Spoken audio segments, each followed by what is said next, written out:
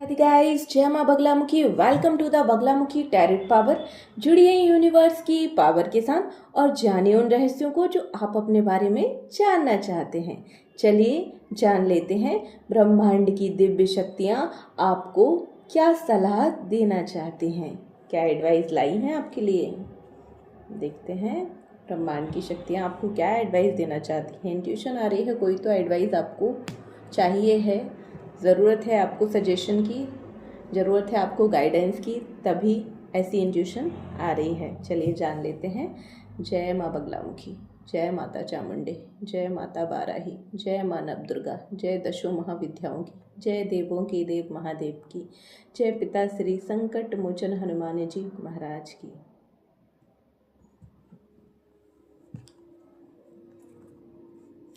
ब्रह्मांड की दिव्य शक्तियाँ मेरे व्यूअर्स को क्या एडवाइस देना चाहती हैं, प्लीज बताइए। पिता श्री संकट मोचन हनुमान जी महाराज, ब्रह्मांड की शक्तियाँ मेरे व्यूअर्स को क्या एडवाइस देना चाहती हैं। पहला कार्ड, ये रहा दूसरा कार्ड, तीसरा कार्ड, चौथा कार्ड,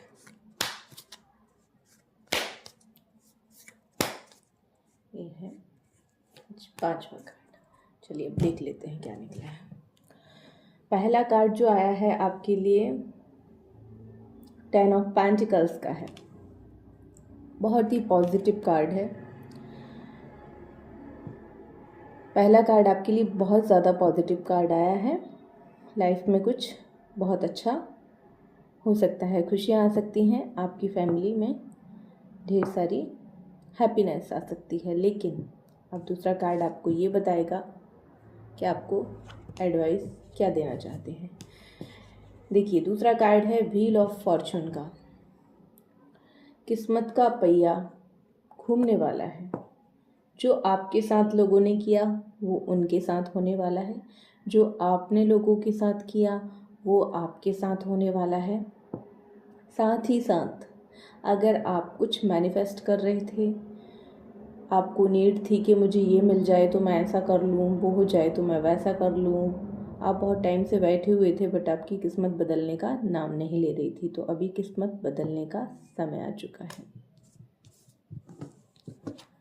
तीसरा कार्ड है किंग ऑफ कप्स का।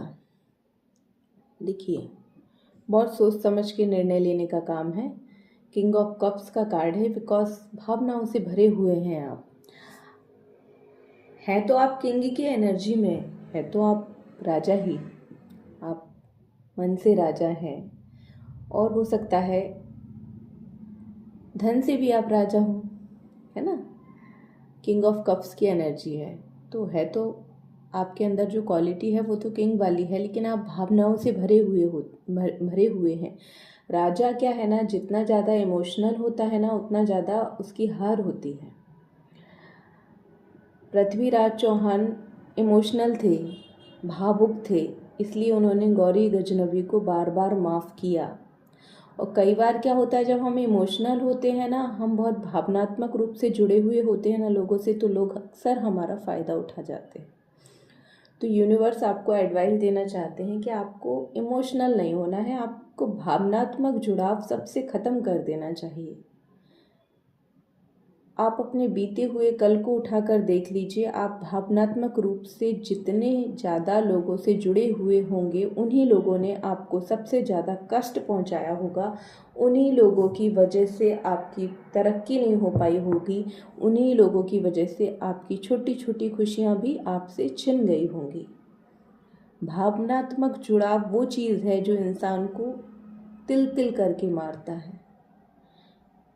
आपने देखा भगवान श्री कृष्ण, उनसे बड़ा राजा कौन हो सकता है। भावनात्मक रूप से वो किसी से जुड़े नहीं थे, लेकिन पहले उन्होंने नंदगांव छोड़ा, यशोदा मैया को छोड़ा, राधा जी को भी छोड़ा, मथुरा चले गए, फिर मथुरा भी छोड़ दिया, द्वारिका चले गए। वो कभी भी किसी के भी साथ स्थिर रूप से नहीं रहे, भावनात्मक रूप से नहीं जुड़े, क्योंकि अगर वो भावनात्मक रूप से सबसे जुड़ते तो किसी के साथ न्याय नहीं कर पाते। बिकॉज राजा तब तक न्याय नहीं कर सकता जब तक वो न्याय कर ही नहीं सकता, क्योंकि अगर किसी से भावनात्मक रूप से जुड़े हैं, जैसे धृतराष्ट्र है, वो दुर्योधन से ऐसा जुड़ा था कि बिल्कुल अंधा हो गया था। वो अंधे तो वो थे ही, लेकिन वो अपने पुत्र मोह में और भी ज़्यादा अंधे हो गए थे। उसी तरह से हर राजा की कहानी ये है कि अगर आप इमोशनल होते हैं तो आपको इमोशनली दबाव बनाया जाता है। लोगों को पता होता है कि आप भावनात्मक रूप से जुड़े हुए हैं और आपको इमोशनल करके आपको आपके पद से हटाया जा सकता है, आपसे आपकी प्रतिष्ठा छीनी जा सकती है, आपसे आपके काम छीने जा सकते हैं। तो बिल्कुल बेझिझक होकर राजा को कठोर भी होना बहुत ज़्यादा ज़रूरी है, राजा को न्यायप्रिय होना बहुत ज़्यादा ज़रूरी है, राजा को सही गलत की पहचान होना बहुत ज़्यादा ज़रूरी है, और राजा को ना बोलना आना भी बहुत ज़्यादा ज़रूरी है, ताकि कोई राजा का फ़ायदा ना उठा सके। तो यूनिवर्स आपको शायद यही एडवाइस देना चाहता है, बिकॉज आप इमोशनल फूल बन जाते हैं हमेशा।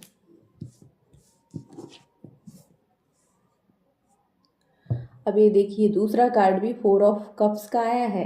पहला कार्ड राजा वाली एनर्जी का था। अब देखो, मैंने इतना बड़ा लंबा भाषण यूनिवर्स ने मुझे दिलवाया, बिकॉज मैंने तो ये वाला कार्ड उठाकर देखा भी नहीं था, लेकिन बाद में पता चला कि ये 4 ऑफ कप्स का कार्ड है।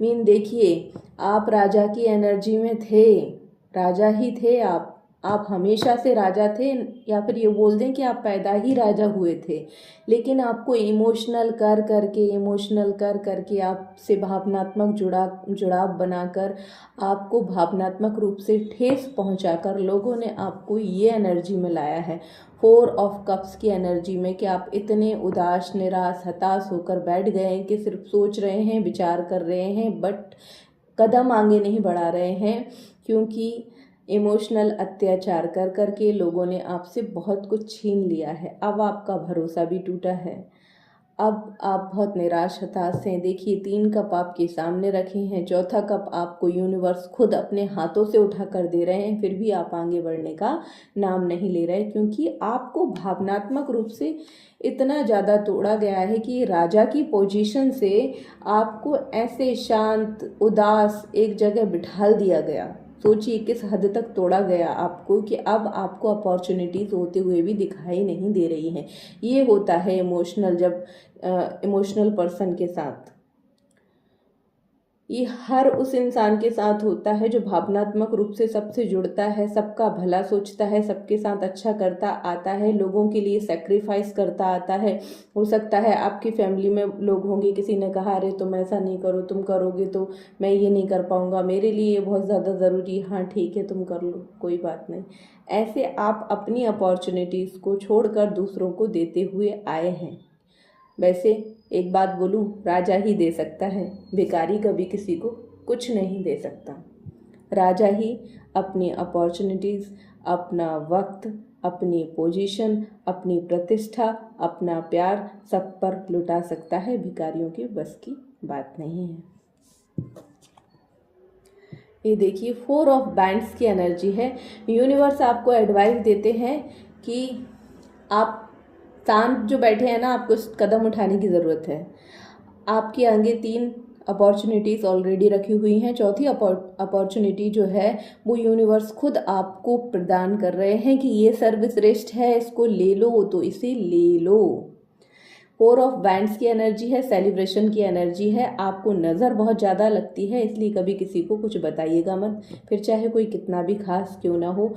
मैं ऐसे लोगों की कुंडली देखकर भी बता सकती हूँ, जिन लोगों के लिए ये रीडिंग है उनकी मैं कुंडली भी देखकर आपको बता सकती हूँ कि आप लोगों को बाहर के लोगों से कम अपनों से ज़्यादा नज़र लगती होगी। आपके आसपास ऐसे लोग हैं जो मुंह पर आपसे बहुत प्यार से बात करते हैं, बहुत मीठा बोलते हैं, बहुत अच्छी अच्छी बातें करते हैं, लेकिन अगर उनसे कभी कोई थोड़ी सी भी आपकी तारीफ़ कर देना तो वो जल भुन जाते हैं। उनका फेस ही बता देता है कि वो कितने जल कुकड़े हैं। उनका फेस भी बता देता है, और वो आपसे अंदर ही अंदर इतना बुरा सोचते हैं आपका कि आपको कभी तरक्की पर देख नहीं सकते, आपको कभी खुश होते देख नहीं सकते, भले ऊपर से कितना ही अच्छा बनने का नाटक क्यों ना करें। तो आपको एडवाइस दी जाती है, इमोशनल फूल नहीं होना है, इमोशनल होकर किसी के बुलावे पर कहीं जाना नहीं है, और साथ ही साथ किसी की भी बात नहीं माननी है। व्हील ऑफ फॉर्च्यून की एनर्जी में है आप, आपको किसी की एडवाइस नहीं माननी है। दूसरों की एडवाइस आपके लिए घातक है। जो आपका दिल बोले, जो आपकी बुद्धि बोले, जो यूनिवर्स आपसे कनेक्ट करके बोले आप मेडिटेशन करिए, खुद यूनिवर्स आपको बताएगा आपके लिए क्या सही है क्या गलत। जो आपका मन करे वो करिए, फिर चाहे कोई अपना हो या पराया, किसी की एडवाइस मानने की आपको कोई ज़रूरत नहीं है। यूनिवर्स आपके साथ है, तो बस ब्रह्मांड की दिव्य शक्तियों का आशीर्वाद आपके साथ है, तो आपकी बुद्धि में जो आएगा, जो आपकी इंट्यूशन बोलेगी, वही आपको करना है। किसी की बातों में आपको नहीं आना। जय माँ बगलामुखी।